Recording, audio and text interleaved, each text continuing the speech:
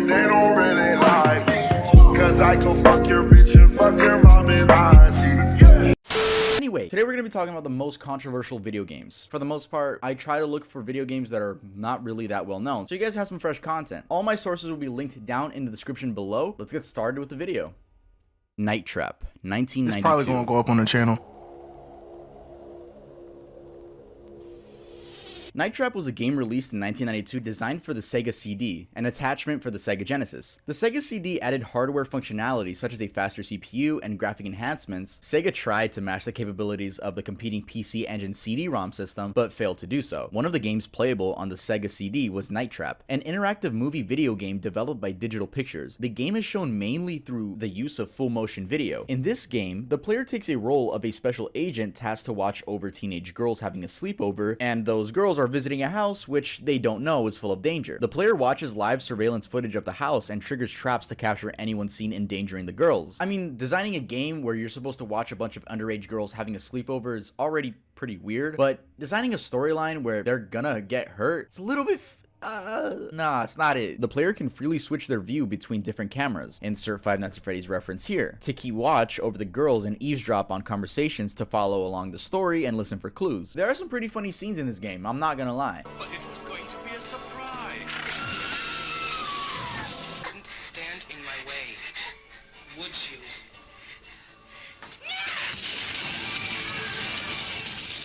Oh, thanks, Grandpa.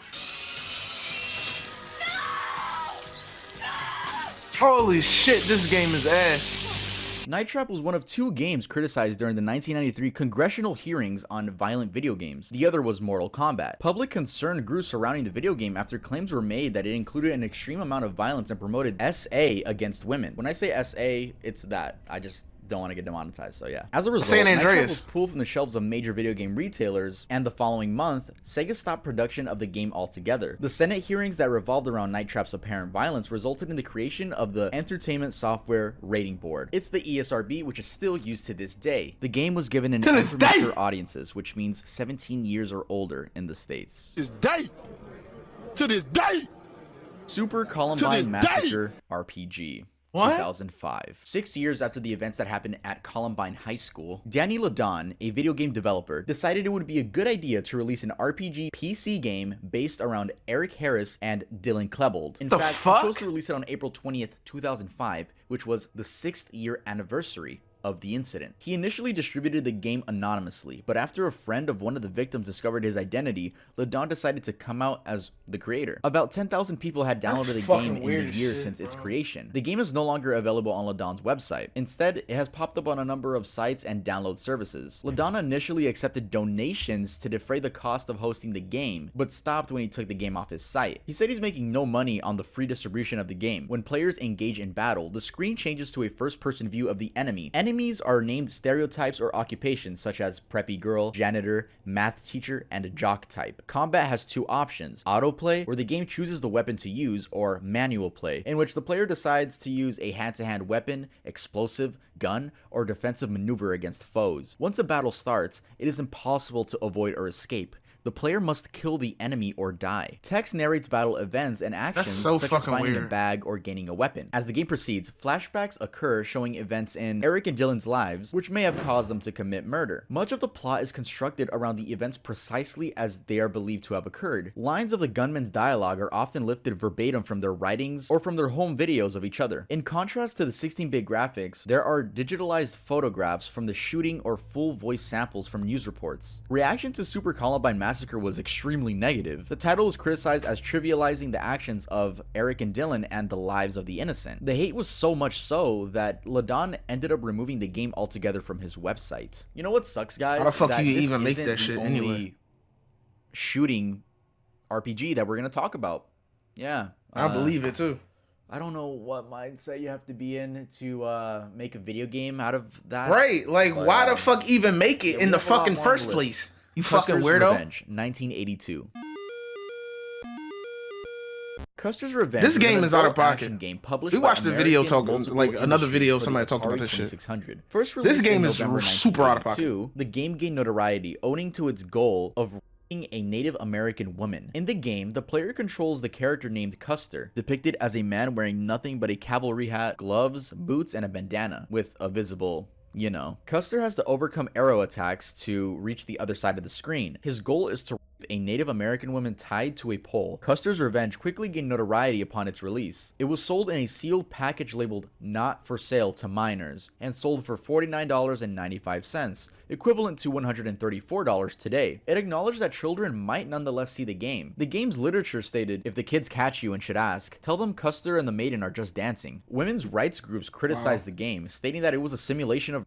Other groups, such as Women Against Pornography, Native American spokespersons, and critics of the adult video game industry in general, protested about the content of the game. Activists tried pressuring legislators to outlaw the game, which Oklahoma City, home to the large Native American population, did. The focused media attention generated publicity for the game and caused it to sell approximately 80,000 copies, twice as many as the company's other video games. American multiple industries responded with, quote, "Our object is not to arouse, our object is to entertain. When people play our games, we want them smiling, we want them laughing." The game's designer, Joel Miller, said sexual assault, quote, "seducing the maiden," and that she was a willing participant. By April 1983, the game was withdrawn from circulation. I may have blurred it, I'm sorry for that, but like, I am not risking anything, especially with a topic like this. I know I'm just gonna be blurring pixels on the screen. Sorry, you guys might have to deal with some blur, but I hope you can still tell what's going on and being talked about. Hatred, 2015. I heard about this game. This was controversial as shit when this was announced.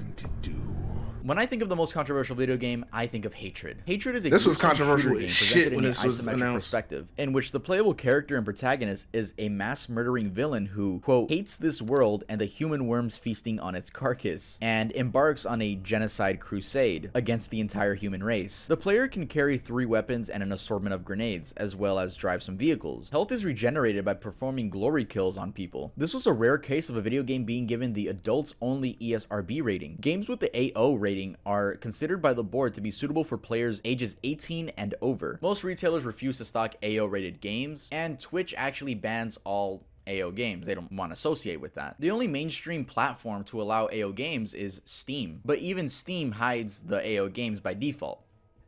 JFK Reloaded, 2004. JFK Reloaded is a 2004 first-person shooter game developed and published by Traffic Games. It simulates the 1963 assassination of John F. Kennedy, the 35th president of the United States. The player, controlling Lee Harvey Oswald, why the fuck would you even want to play this shit? 3 shots fired at Kennedy and gains higher scores the more accurately they lined up with the report. Shots can be reviewed in slow motion and from multiple viewpoints. As Kennedy's motorcade passes on Delay Plaza, the player has to take 3 shots at the president with their sniper rifle. They gain points based on how closely these shots match the Warren Commission's report. The first has to miss the car, the second hit Kennedy in the neck and John Connolly, the governor of Texas, in the chest, and the third fatally hit Kennedy in the head. The perfect score is 1000. While the game does not halt the player from pursuing alternative scenarios, the score is deducted when the player goes off script from the event, such as hitting Jacqueline Kennedy, the First Lady. JFK Reloaded was denounced by several public figures like David Smith, a spokesman for Ted Kennedy, stating simply that it's despicable. Politician John Kasich discussed the game in his book Stand for Something, The Battle for America's Soul, in a segment about graphic content in mainstream video games. I'm not gonna lie, the game actually has some really cool bullet physics. It reminds me of like Sniper Elite physics. I don't know if you guys have ever played that game, but it's very similar. I mean, obviously, I don't have to explain why this is controversial. For some of them, I do have to explain why they're controversial, but this one is like... Sniper Elite sucks though. Silent Hill Homecoming, 2008. I'm sure we've all played or at least heard of the Silent Hill series, and I'm still pissed PT was cancelled. Fun fact, I actually use the PT soundtrack sometimes for my videos in the background. Homecoming was the 6th installment in the Silent Hill series, and follows the journey of Alex Shepard, a soldier returning from war to his hometown where he finds his town in disarray, and his younger brother is missing. As he continues on his search to find his younger brother, he discovers more about the Order, a cult, as well as the town's history and his own past. Okay, a Silent Hill game. Why is this on the list? The game is literally banned in Australia. Apparently, it's due to extreme violence, but more specifically, a certain scene in the game. This scene shows Alex having a drill forced into his right eye socket, causing a lot of blood to spew out. I couldn't find an HD version of this scene, since the scene is a QuickTime event. Everyone just posted what happens when you succeed. I only found this extremely pixelated version.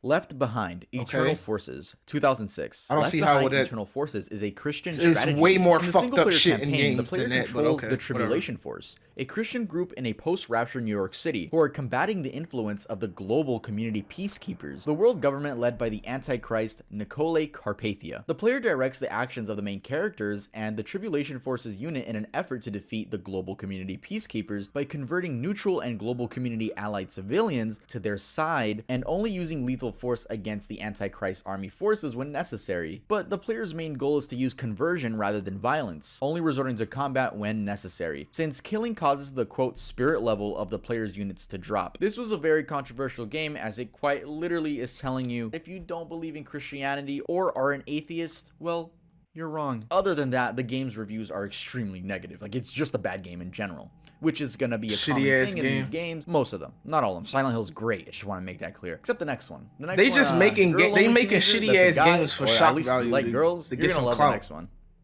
Dead or Alive Xtreme series. Now, the regular Dead or Alive games are a part of the fighting series that began in 1996, developed by Team Ninja. Dead or Alive used to have me jiggly physics. So much so that in 2003, the spin-off series Dead or Alive Xtreme Beach Volleyball was created. Those games are exactly that. The girls from the game playing volleyball in little clothing with a lot of jiggle physics. As the years went on, well, graphics only improved. We went from polygons to this. Now, as one can imagine, the games received much backlash for being sexist and being a way to just, creep on girls, I guess. The backlash in the US was so loud that the game developers released an official statement on Twitter explaining that they will not release the game anywhere except Asia because they respect the different global audiences. And the game was still released in the US the very next year. The VR version of Dead or Alive Xtreme 3 takes things to the next level. You can get as up close and personal to the girls as you want, and let me tell you, it is graphic. Like, the girls just sit there and you could, like I said, you just get as close as you want. Dude, I found a playlist of this user on YouTube, I guess, that would upload getting up close and personal to every girl in the game, and every single video on that playlist is age restricted, and the comments are just calling him out for being like a weirdo. Again, this is why some clips are blurred. If you're a fan of the Dead or Alive series, let me know if this spin-off Dead or Alive Xtreme, do you think is misogynistic or sexist, or at the very least creepy? Let me know your thoughts. I really want to know the Dead or Alive fan base. I'm not gonna lie, it's way worse games than fucking Dead or Alive. This video is sponsored by Atlas VPN. Atlas VPN is a tool that encrypts your data and hides your virtual location. When connected to a VPN, it's really just Japan being Japan. IP and DNS address. All of that. It's really all it is. Ethnic Cleansing 2002. Now this one is self-explanatory when it comes to why it's controversial. Ethnic Cleansing is a first-person shooter video game for Windows computers created by the American white supremacist and hate organization National Alliance. It's a unique name. As part of a quote race war, the player controls a neo-Nazi skinhead or a Klansman and is tasked with killing stereotypical African, Mexican, and Jewish enemies. I don't even know if you can find download links for this, but I don't even know if I want to include this in the video actually. If you guys are watching this, shitty ass games for fucking shock value. I don't even want to talk about this one anymore.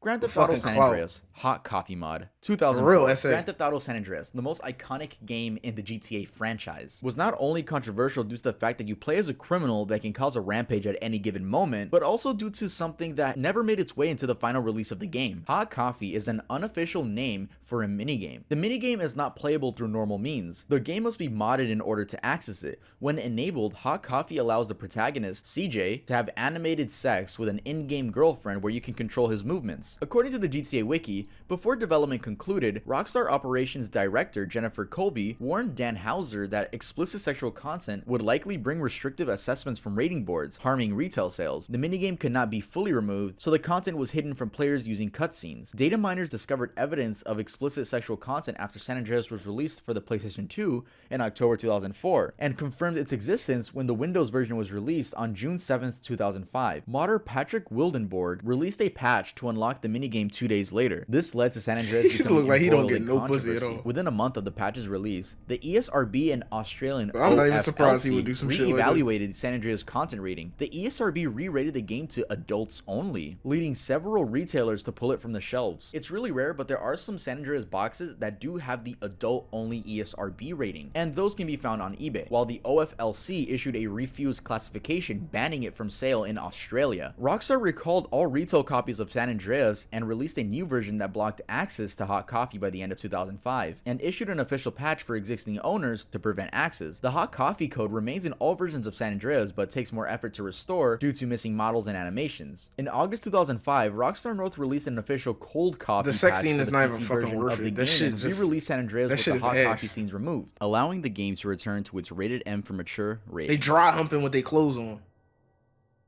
Border Patrol, 2002. Back in the Flash player days, many games were being created daily, and most of them were extremely fun. I can't mention Flash games without giving a shout out to Newgrounds, AntCon, and any unblocked game website that I would go on when I was bored using a Chromebook in class. But with so Newgrounds many was games golden. being made, it makes sense that some would cross the line, or I should say, cross That's the where I border. discovered Am I gonna Zone get 10 canceled at. for that one? Te prometo que soy Real mexicano. OGs Lo know what the prometo. fuck Border Patrol I'm is a talking about. Flash-based game that lets players shoot at Mexican immigrants as they try to cross the border into the United States. The game's opening screen states, "There's one simple rule, keep them out at any cost." In Border Patrol, players are told to target one of 3 immigrant groups, portrayed in a negative stereotypical way as the figures rush past a sign that reads, "Welcome to the United States." The immigrants are very, I guess, stereotypical. Honestly, it's just a very racist game against Mexicans. Fucking shock value game. Bonetown, Trash. 2008. Bonetown is an adult action adventure heard video about game this, developed actually. and published by American studio D-Dub Software. Released for Microsoft Windows on November 12, 2008, the game follows the player as he completes missions and has sex with various women. A man in a suit approaches and explains that he is part of an organization called The Man. He warns the player that public indecency is illegal, and if the player is caught, he will be arrested. The player goes through the game completing missions in the style of like the GTA games. Missions include participating in graphic films and beating up someone who believes they are Jesus. Women are scattered throughout the city, and the player is able to have sex with any of them. Sex can either be for the player's enjoyment or to recover in-game health, depending on the position selected. The game requires the player to match the desires of the women in order to last as long as possible. VTech Rampage, 2007. I don't want to talk a lot about this one, so I'm gonna try to make this one quick. Only 3 weeks after the Virginia Tech incident, Ryan Lambourne from Australia created a spin-off RPG. And while doing research, man, fuck this guy. The source I read said he only did it just to be offensive and he thought it was funny. That's it. That's why he recreated this Virginia Tech incident Fucking and dumbass made it shit, into yeah. I guess a funny video game for him. The first mission of the game requires you to kill, I'm not even gonna say her name, but it's like the actual first victim of the shooting. Not only that, but as I was reading, in 2013, this dumbass same shit. idiot released another game based on Handy Suck. I'm not gonna say it, so I changed the first letters because I'm not trying to get demonetized, but yeah, he made another video game like that. And honestly, fuck him, and let's move on.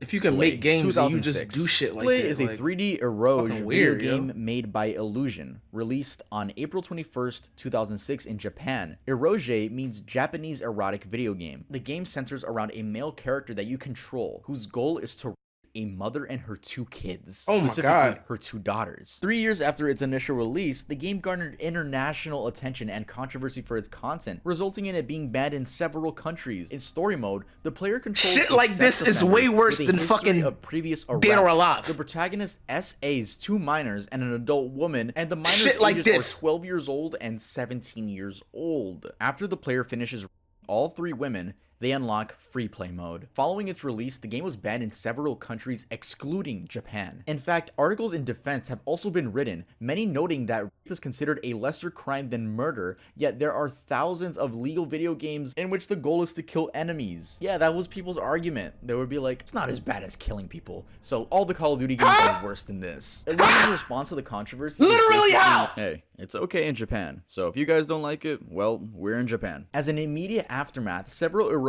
publishers doubled down and studios began to ban foreigners from their official websites. They really like what they do, man, and they will stand for it. This is probably the worst one on the list, and it was last. This list was not in any order. This just ended up being last. If you guys enjoyed the video, make sure you leave a like, and if you guys like the content, Some of these it would be motherfuckers are awesome if you could fucked up subscribe. If you don't individuals. want to, that is completely okay with me. And make sure to stream Cherry Soda when it is out. Please be there for the premiere. Nasty Again, it is fucks. February Where I should go, I can't see where I should be.